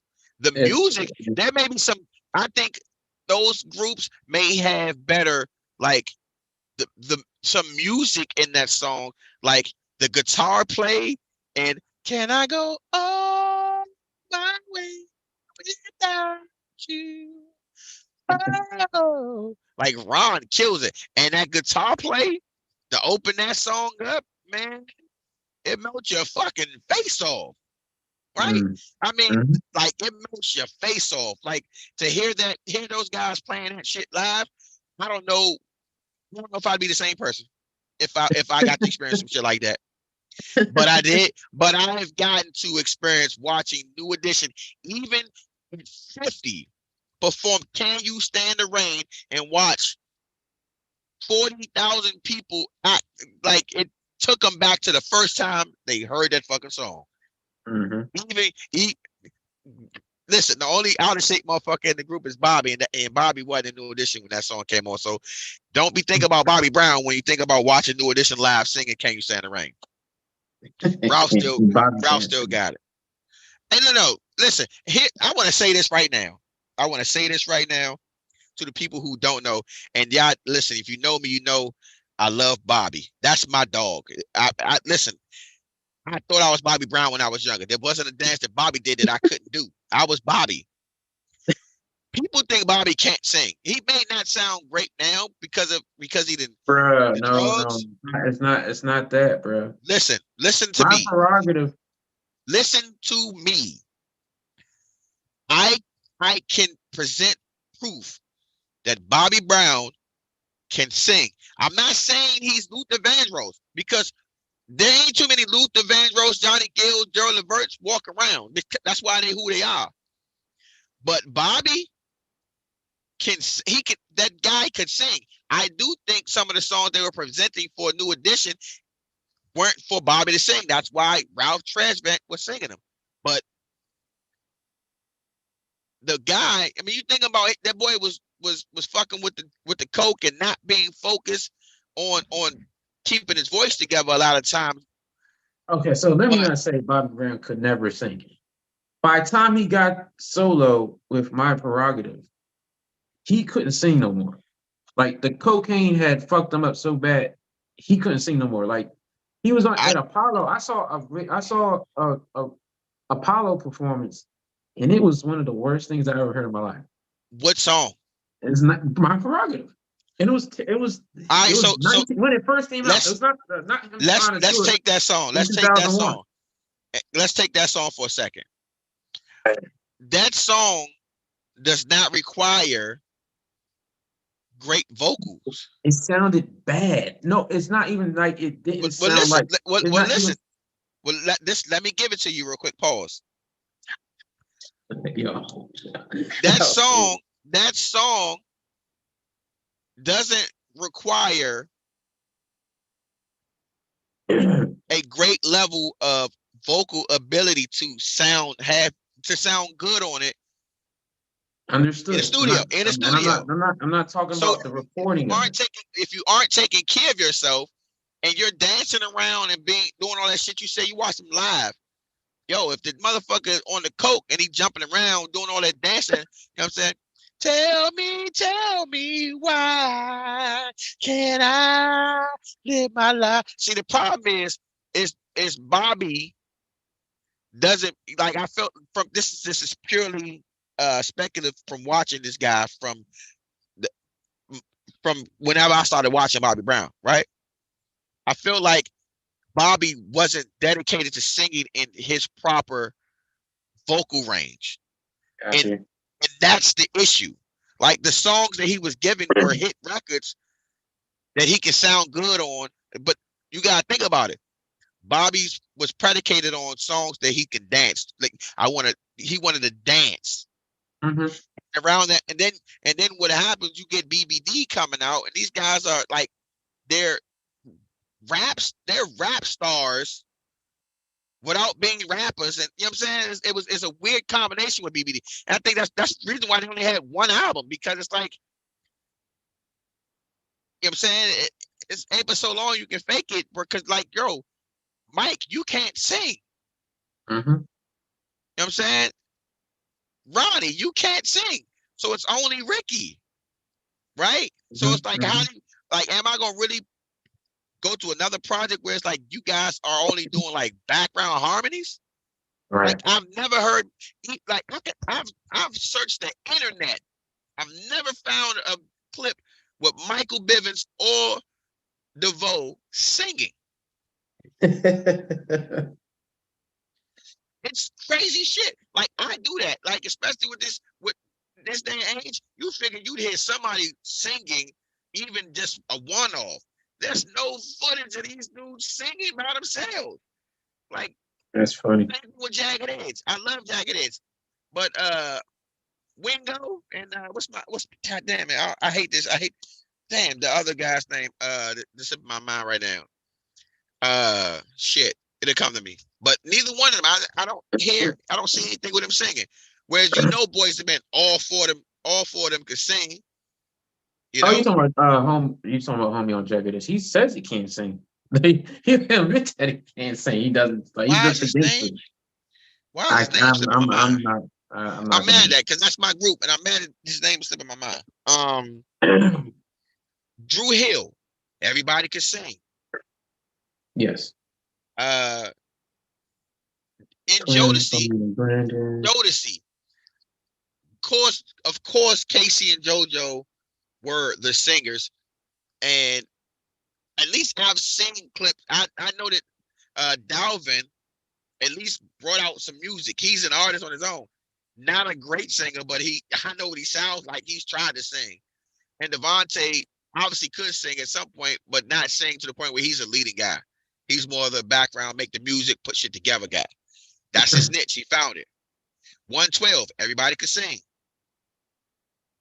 You know what I'm saying? Like those, but it was weird. You got BBD, like only one of us really could sing. We making a group because we left here by ourselves. But anyways, I say that to say this. Can You Stand the Rain? Greatest R&B song of all time. Can't dispute it. Not right now. Now, I stuck my chest out and said that. I want to see if Brian can stick his chest out and answer this question right here. Brian, I want you to make a statement and say it right now. The greatest rap song of all time. Greatest rap song. Jeez. Man, that's 50 years of rap. Some of that shit don't count, so whatever. No, I mean, because you ain't about to say Rapper's Delight is the greatest rap song of all time. Absolutely not. No, but I could probably say it depends on the range. Like, so are we following the same criteria as it's got to be mass appealing? Everybody raps. It's your criteria be to justify what you think is the greatest rap song of all time. I mean, you can go to you can say Hard Knock Life is one of the greatest rap songs of all time. Okay. You could say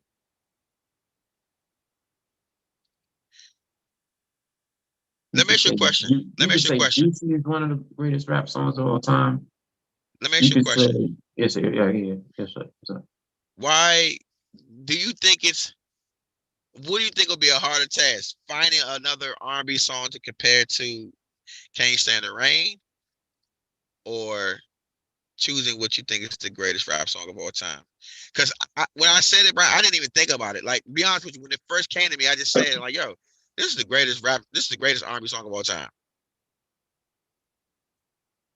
Now It's I know it'd that be I it'd said be that harder to find a greatest rap song of all time. knowing that not everybody's going to agree with me, right? But nobody's gonna hate Can You Stand the Rain? No one hates it. Everybody's gonna listen to it and love it. Like I can't. If somebody hates Can You Stand the Rain, you to trade your ears in. Like that, you know. But like rap is so fucking like territorial and tribal. Yeah, yeah. So what? Like maybe Ha could be What you say now? Juvenile Ha, bro. What you say now? Ha, No, no, Juvenile no. Ha. It can be what? It can be one of the greatest rap songs of all time. It could be to If Ha, somebody. if Ha could be the greatest rap song of all time, then shit, you might as well say you don't know Nick could be the greatest rap You song know of all what? time, Brian. You know what? You can You know say what? Woe was the You know greatest rap what? song of all time, Brian. I could say mine mine's playing Trickles on Me is one of the greatest rap songs of all time. I could pick that And song that doesn't apart. even have a hook on it. Huh? I could pick. It does have a hook on it. Is it a My mind's playing tricks on me. That's the hook. that's just Scarface screaming. That's the hook. Okay, that's what you can say to me, like the greatest rap songs are like Spotty Ollie Dopalicious. One of the greatest rap Oh songs. man, that's a great piece of music. Yeah, that's one of the greatest rap songs Great of all piece of time. music right there. We've been talking for 2 hours.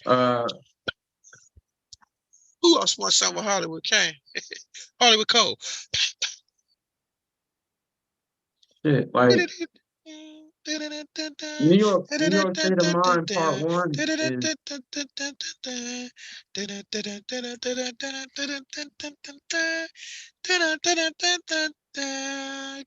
exactly, exactly. California Love might could be in that conversation. That's good. Okay.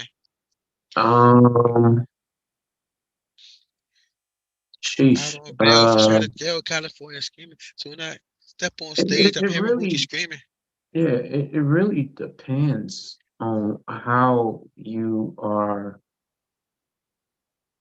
like, what's the criteria for it? Like, you had three defined, very, very, well thought out parameters But that for was off the the top greatest. of the nugget, though.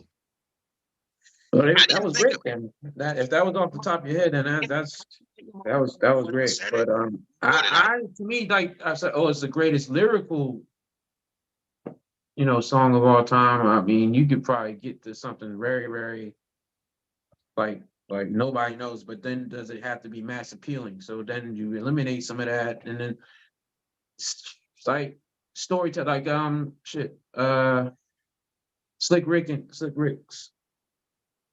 Storytime John. I can't remember the name of it off the top of my Children's head. story. Children's Story Mhm. could be one of the greatest rap songs of all time. So I don't like the criteria would definitely it would more likely move a little bit. Like I don't like as far as the different voices, but I would ask you like, does hearing one person rap the whole song, is that okay to like? Would you consider that the greatest rap song of all time? Like with rap, you got to think about other things. Like you said, it's cultural. You know, there's so many different like. When I think about some of the greatest rap songs, like man, I think I could like. I'm gonna be honest with you. As I asked you this question, I asked myself this question too because I'm like, damn, what if somebody asked me that? You want to know what my answer is, Brian? And I'm What you pretty got? sure. I'm pretty What? sure. Like I'm pretty sure when I say this,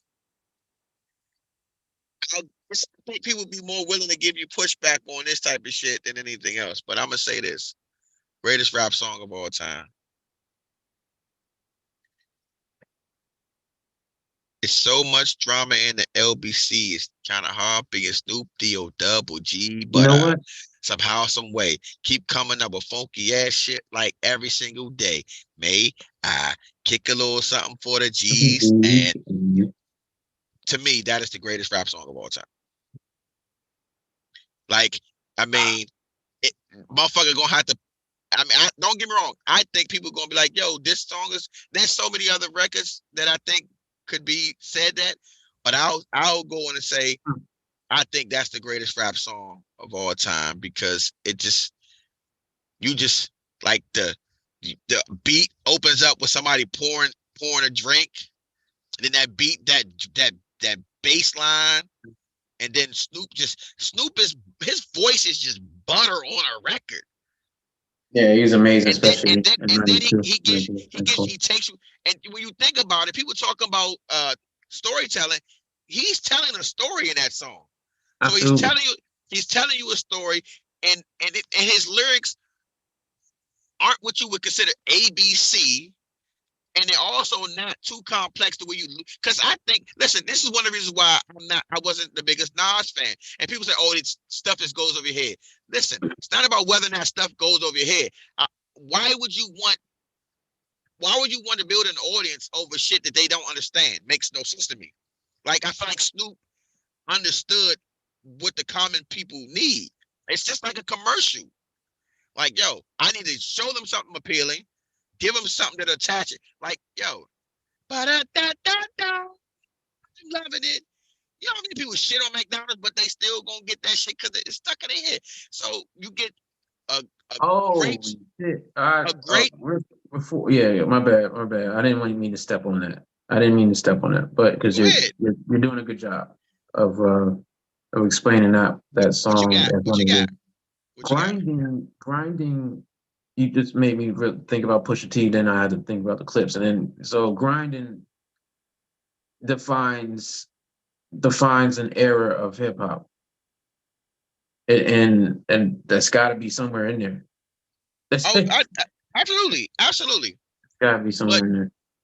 let's take it that let's compare grinding. Uh, That doesn't is have to go is in. the hook better? No, no.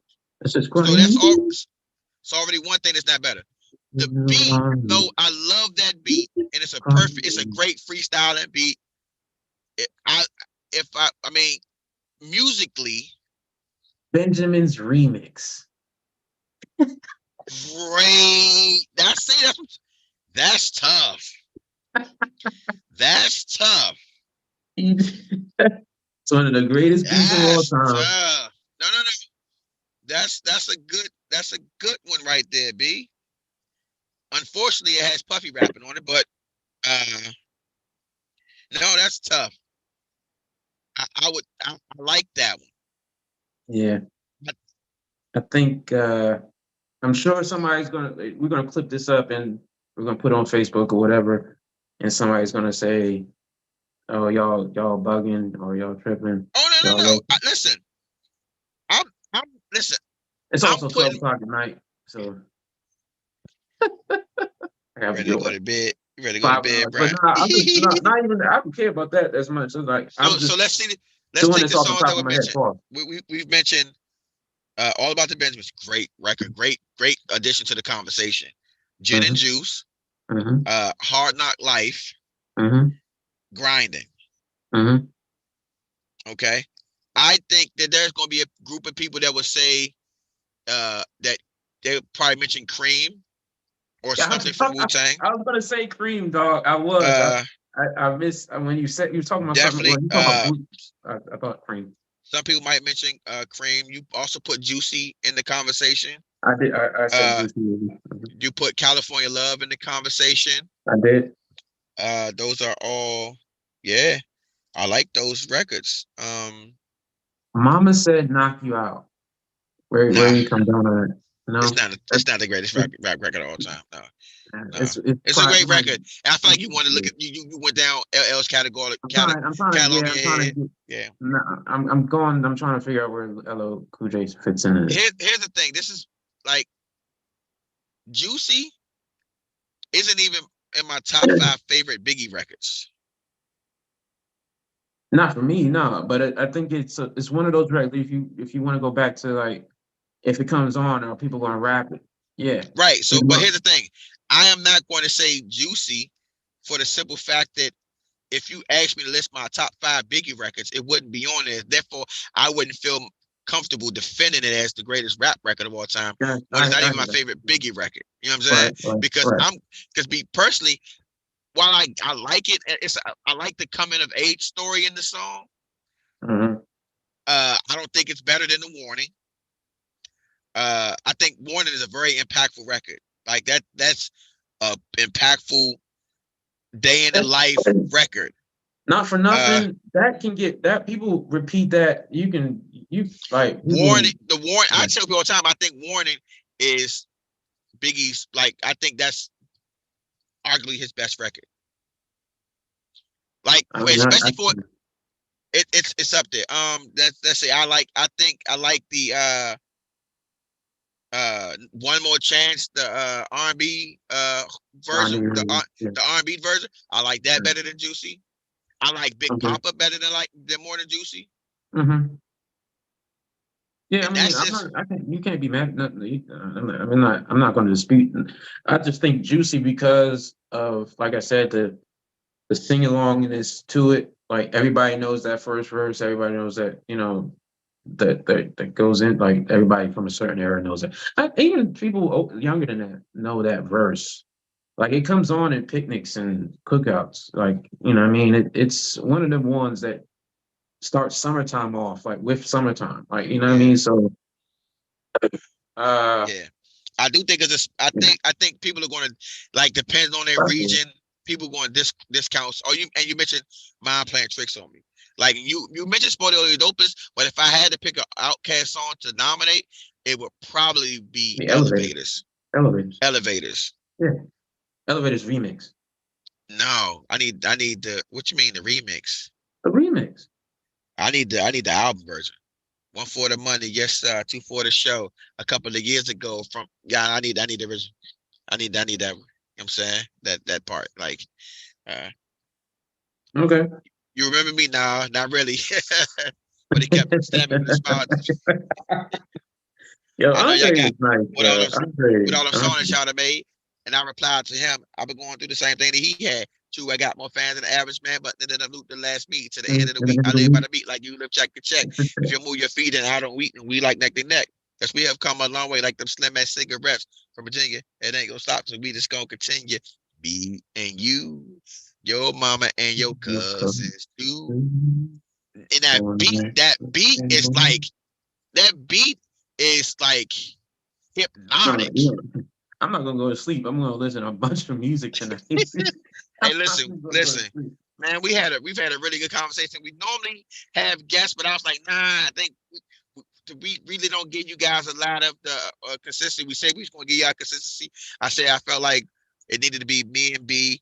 We'll definitely bring our bros back in the fold really soon. Shout out to Ron. Shout out to Felix. Felix on suspension. Oh. Let me get you. I mentioned it. You know what I'm saying? I told you, CSUG, me, Rod, we got our mixtape in the works. It's untitled. So right now we still got some joints we banging out. We probably like 15 to 20 records deep right now. Some of which I think is just crazy. I think we could probably make a 10 track joint right now. But I think we want to go give y'all 15, 16 track joint. The first single that I'm pushing for us is I Ain't Mean To. Then I think we'll see what the guys think about as far as the second one, but I Don't Mean To. It officially comes out on all streaming platforms on the 8th. Oh wow. Dope. It will also be featured in Open Secrets. Oh. As I mean, when you know the filmmaker, you know what I'm saying, and he like a record that you got, he can find a spot to put it in there. So Felix has found he's found a spot to put our record. I don't know, and I don't want to know. I want to wait until I hear it to see which part of the song. It might just be the hook. And I'll make because it's my record and it's our show. I'm going to have it as the outro tonight. So after the show, y'all can hear the record. But it's also available to hear right now on our CSUG TV, on our Instagram.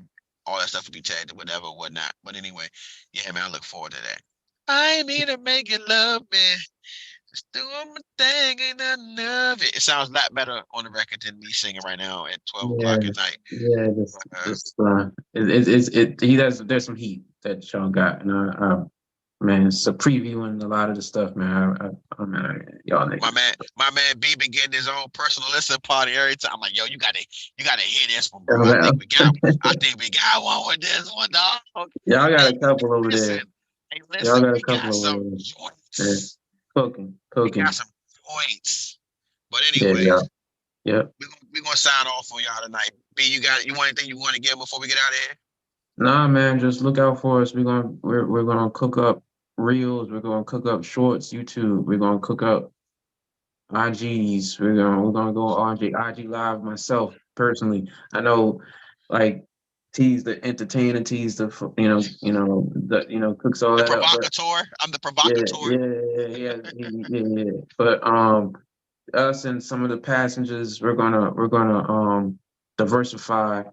I think in the next couple months, man, I'm looking forward to putting some of these plans in action. So hopefully, Yeah, man, we get some traction on some of this stuff, and man, I just appreciate the few people that listen and support from Facebook to IG to YouTube to Twitter, all our and platforms, man, that we touch, man. absolutely, I absolutely. want to before we go, I want to give a shout out to the Cook Up, even our former network partner. I mean, it's not a severed relationship thing, but I think he's more on. They on to new Yeah, things. they're moving Shout out, on man. different directions. But shout out to On the Money Sports Podcast, man. Those guys, they bring us some good content, and I like tuning in on them. So make sure y'all check them out. Shout out to On the Burn, Money shout out to Jersey. Yeah. Facts. You know what I'm saying? You want to ride up? Peace. One. So always happens to me. One means go away. God damn it. There we go.